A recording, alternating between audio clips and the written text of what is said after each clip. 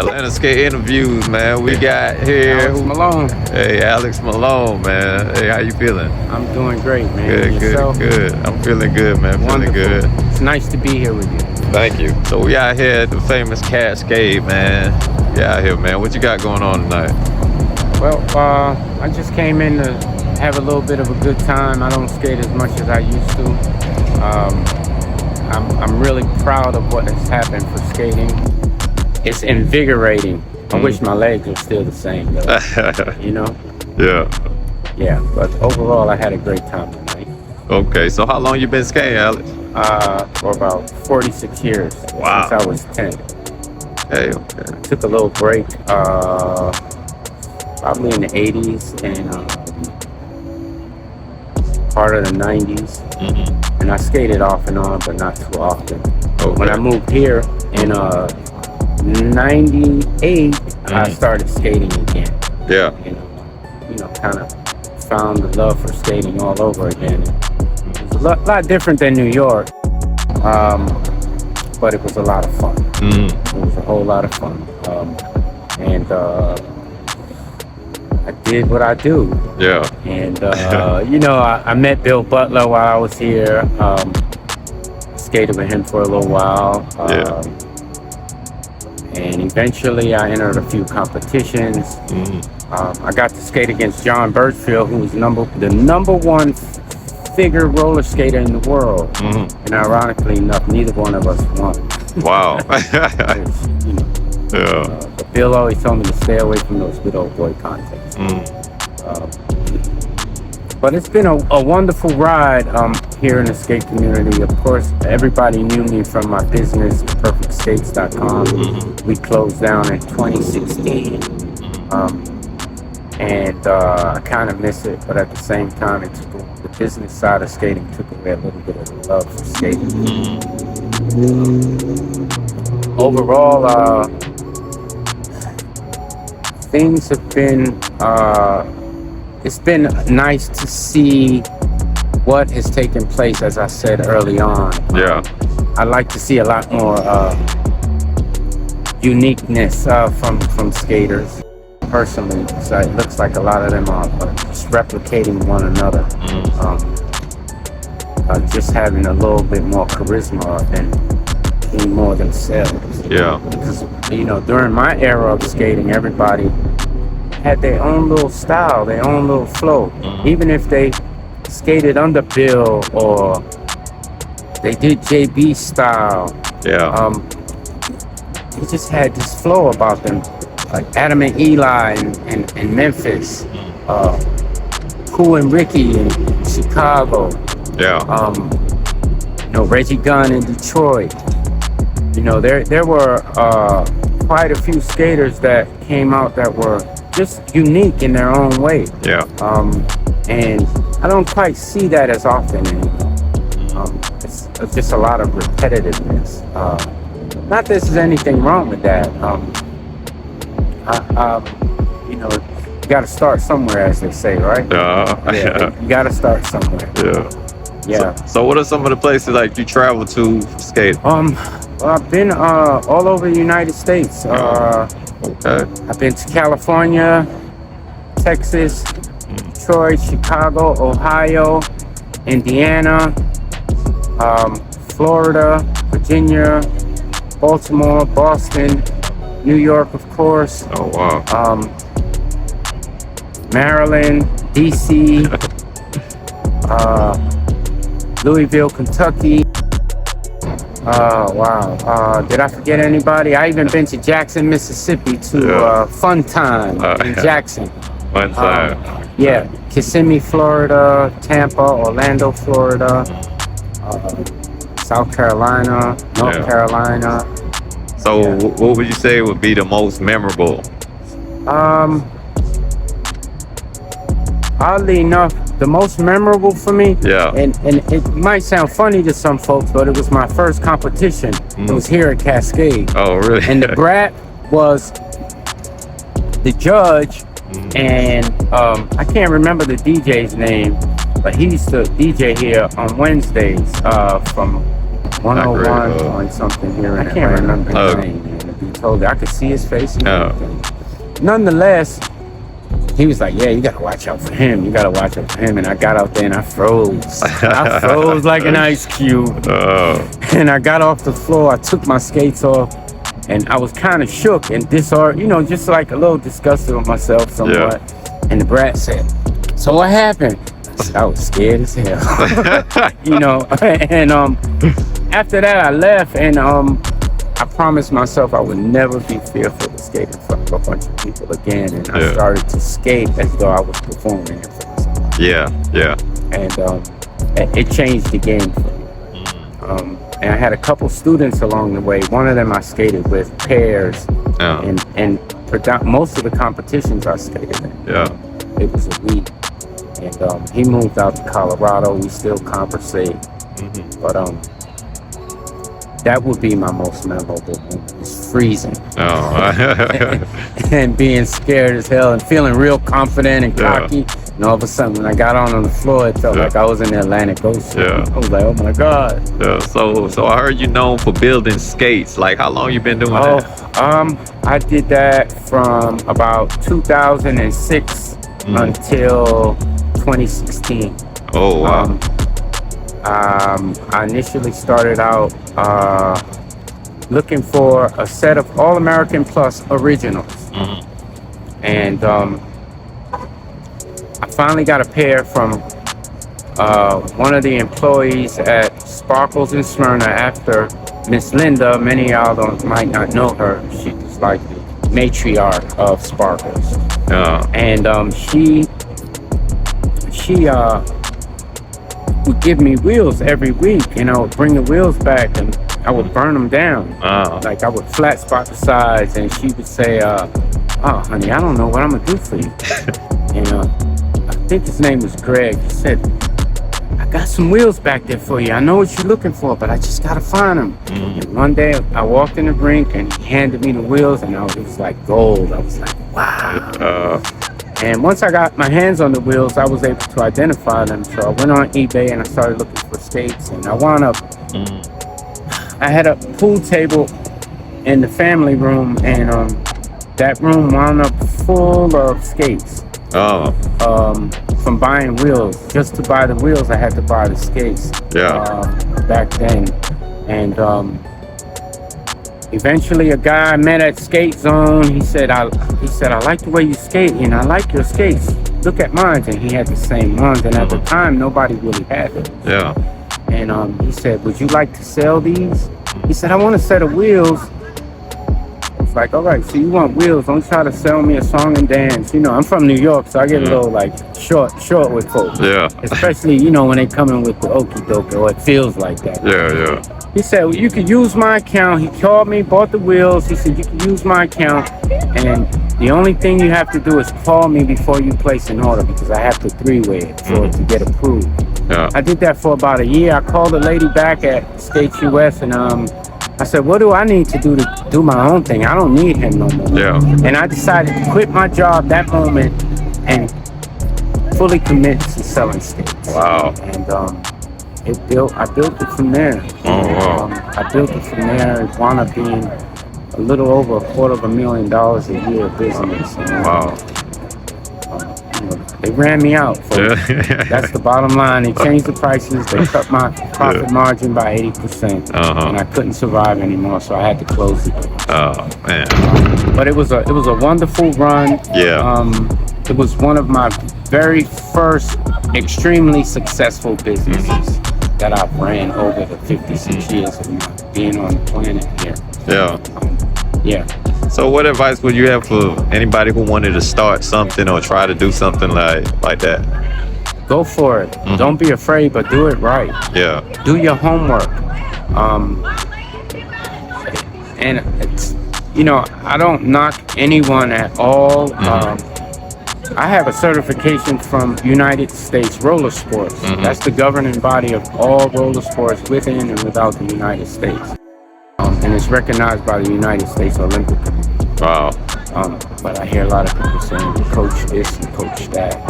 You know, they have some skills, and I admire some of what they teach and how they teach it. You know, it's taught me a lot. But go get some credentials still. I think that's the best way to approach things. It's not saying that we need that, but having that is a plus. And a lot of times it don't take much, but reading a book, and taking a test. Simple as that. Oh yeah. So that's what I would say to the community right now, especially the coaches that's out there teaching. Yeah. As a skater, just have fun. Make sure you're having fun. Skating to me is like going down a slide when you're a kid. You know how you go down the slide? You go, wee. That's what skating feels like to me, and should feel like. Yeah. Other than that, that's so what would you consider your skate style as a skater? Heinz 57 sauce. A little bit of this, a little bit of that. 57 different spices. Okay. That's what I would call it. Yeah. I've been labeled trick skater. I've been labeled, that more than anything else, and I kind of laugh. And funny thing is, when I got here, my folks from New York, they would be like, man, if you got on the beat, you'd be a bad skater. You'd be bad. And I was like, yeah, if you learn how to skate, you'll be bad too. Until I performed one New Year's here at Cascade once again. Yeah. And they were filming, and I hear the people like, he hit the beat, he hit the beat. I was like, what do you think? If you can skate, you can match your steps to a beat. Yeah. But if you can't skate, the beat is useless. That's ugly, but don't take it personally. Just my opinion. Okay, for your style of skating, what type of skates do you recommend? Well, when it comes to recommended skates, I always say the better the equipment, the easier it is to learn proper technique. Most people buy skates, they buy their first pair of skates, and they're usually some, $100, $125, $150 pair of skates. And they realize, like, why am I not going as fast as I was going in the rentals? Because now you have to buy bearings, and then somebody's going to say, well, you have to buy wheels. By the time it's all said and done, you probably spent about $250. So what I generally, and then after that, you're going to want another pair of skates, because you're going to look around and you're going to get into it. You're going to want another pair of skates, and you're going to say, well, what should I get? And your friend is going to say, you should get these. But that's the only these he's ever skated in. So how can he give you good information? Depending on your skate style, number one, your weight matters. The degree of your competency on a skate matters. The suspensions, the wheels, the style you skate, and all that has something to do with how your skate should be built. Let's say, I'll give you a prime example. If you're skating on some slick wheels, you're not gonna want really soft suspension. Because the skate is gonna flex and the wheel's gonna slide from underneath. Right? And then the other rule that's a big deal is, if you have a stiff boot, you need softer suspensions so that you can get flexible. If not, it's like having a Bugatti with a big wheel engine in it, and a big wheel don't have an engine. It's like you're gonna just be, it's useless. It's like having all this money you spent and it's useless. It's not gonna serve you any good. So there's quite a few things that go into building your skate. But for starters, I always say buy something of reasonable quality. Rydell makes a 220, that's an awesome boot. Idea makes a Rondo that is an awesome boot for starter skaters. And not only that, it's like for beginner, intermediate level skaters. And then you have skaters that's high level skaters, they're gonna tear a boot like that up really fast. They're gonna break it down really fast. And then you have other choices like that Von Merlin, that Don Merlin boot that just came out. I've yet to try it, but I will. I'm one of those guys that want to try what's new. Exactly. When I went from Rydell to idea, they were like, "Are you skating in that skate? Face move?" They called it all kind of stuff, and then before you know it, the whole rink was filled with them. Exactly. Because there was a lot of technology behind that product, and it still is. Like, it's an actual skating boot. Wow. Rydell, unfortunately, they make shoes. Yeah. And that's just my experience with them. I don't know what their new stuff is like at all. But I skated in their Royale, Silver Star, Gold Star, 297, 320, 110, and 220. Oh man, so that was their entire line at the time. Oh, well that means how many pairs of skates you own? Right now, I only own 2. Oh, okay. But all of the ones that I've skated in, I've sold to skaters that needed a better skate but really couldn't afford it. So I was able to give them a substantial discount for a nice pair of skates. Yeah. So how would you say the skate community has changed from when you started skating to like right now? Like, they seem to be a lot more competitive. Yeah. As though it's a competition coming around for us. It was just an exciting moment to be able to see all your friends in one place from all over the country. It was just incredible, and it was a lot of love. It was like you couldn't get away without skating in that circle with us. Like, yo, nah, you gotta come on. Yo, what you got for me? What you got for me? And it was more like an exchange of moves. You show me what you was working on, what you got new. I show you what I have, and then I take yours and you take mine. And when we come to the next party, we were gonna show you what we did with it. Yeah. I'm gonna show you what I did with yours. Yeah. And what you did with mine. And usually it wasn't no replication. It was a version of you doing my move. Yeah. And it didn't look nothing like my move. Yeah. And that would be the biggest thing, more than anything else. More than anything else, there wasn't a whole lot of people running around with their nose up in the air, cocky and like clicks and all that. It wasn't quite like that. It was just a happy time for everyone. Exactly. So that's what I can see has changed quite a bit. So what advice would you have for the young skaters coming up? Get around somebody that can teach you from the beginning. Because generally a lot of new skaters, what they see versus what they when they're trying to do what they see is none of the above. And I know for me, it was important to have a good stride, because a good stride meant I was able to keep time. I was able to keep the count. 1, 2, 1, 2. After that, I just take you back when Bill Butler invited me to join Bill Butler's dance theater company, something like that he had, and he said little Brian was about 13. He said, Mr. Alex, somebody want to meet you, and I didn't really talk to many people here. And Bill was like, he said, you're a damn good skater. I'd like for you to come and see what we're doing down here. I went to Golden Glide on a Sunday morning, and I was like, okay, I'm here. He was like, he said, I don't want to insult you. He said, but I want to teach you some things. He said, and I can't teach you a lot.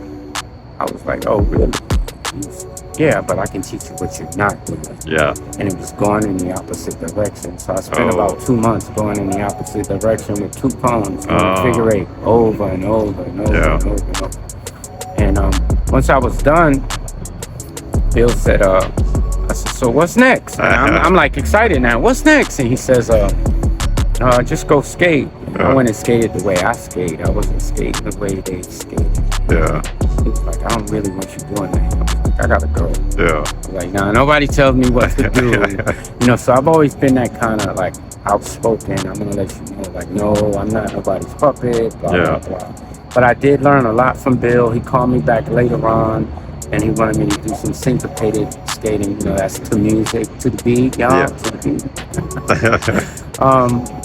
But what's most important is learning the basics, if nothing else. And those basics will take you a long way.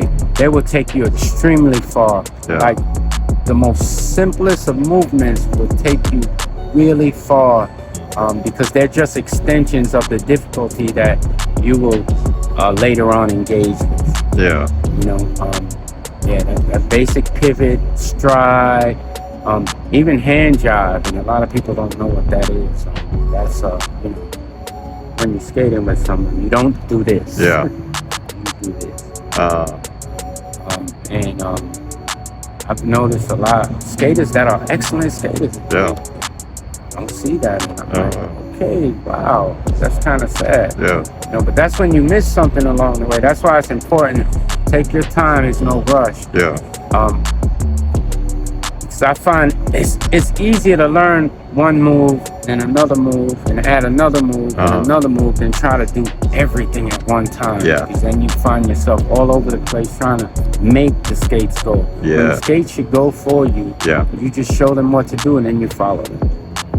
That's my concept of skating. So how would you say like the skate style has evolved, like from what you've seen in your time to like the moves that you see right now? Like, it's become more a lot. The level of difficulty has increased substantially. Yeah, substantially it has increased. Wow. Yeah. It's like what I did on steroids. Yeah, pretty much. Yeah, pretty much. It's what I did on steroids. Yeah, and it's pretty incredible.